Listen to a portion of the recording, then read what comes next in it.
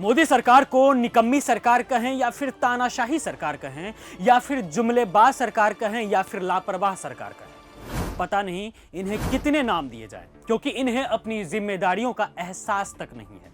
तभी तो ना तो इनके पास महाकुंभ में मची भगदड़ से हुई मौतों के आंकड़े हैं और ना ही मोदी सरकार के लोग इस मामले पर कुछ बोल पाते हैं।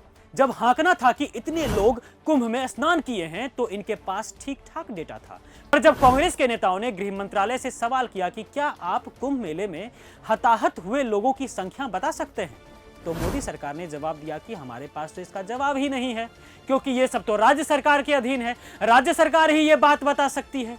मतलब समझ ही नहीं आता है कि कांग्रेस के सवाल पर मोदी सरकार ने जो जवाब दिया है वो सरकार के निकम्मेपन को दर्शा रही है या फिर ये सरकार की मासूमियत है, क्योंकि देश का गृह मंत्रालय तो पूरे देश का है ना। फिर भी इस तरह की बचकानी बातें, क्योंकि मोदी सरकार के पास तो हवाबाजी करने के लिए एकदम पक्का वाला डेटा है, लेकिन आप इनसे काम की बात कर लीजिए तो इनकी हवाबाजी कहीं और से निकलने लगती है। इनके पास जवाब नहीं होता है, बकरी की तरह मिमियाने लगते हैं। मोदी सरकार के मंत्रियों की हालत टाइट हो जाती है। हाँ, इनके पास इस बात की जानकारी जरूर है कि पूर्ण महाकुंभ जो जनवरी फरवरी 2025 में आयोजित किया गया था वह 144 साल के बाद हुआ है। इनके पास 66 करोड़ लोगों के डेटा उपलब्ध हैं कि कुंभ में इतने करोड़ लोगों ने पवित्र स्नान किया है, पर इनसे आप कुंभ में मौनी अमावस्या के दिन मची भगदड़ से हुई मौतों के आंकड़े पूछ लीजिए तो ये अपनी ही राज्य सरकार पर दोषारोपण करने में लग जाते हैं। मतलब ऐसे चल रही है मोदी सरकार। हालांकि मोदी सरकार के पास किसी भी असल मुद्दों पर जवाब नहीं होता है। कुंभ में हुई मौतों के आंकड़ों को छोड़िए, इनसे अगर आप सवाल कर लेंगे कि मणिपुर में 21 महीनों तक मची हिंसा से कितने लोग प्रभावित हुए हैं, कितने लोगों ने अपना घर मकान जमीनें छोड़कर कहीं और बसने को मजबूर हो गए, तो उस पर भी मोदी सरकार जवाब नहीं दे पाई।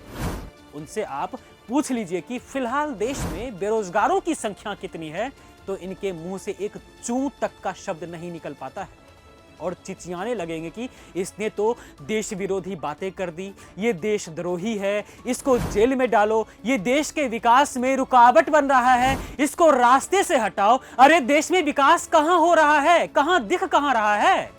मोदी सरकार में तो देश बदहाली की स्थिति में पहुंच गई है।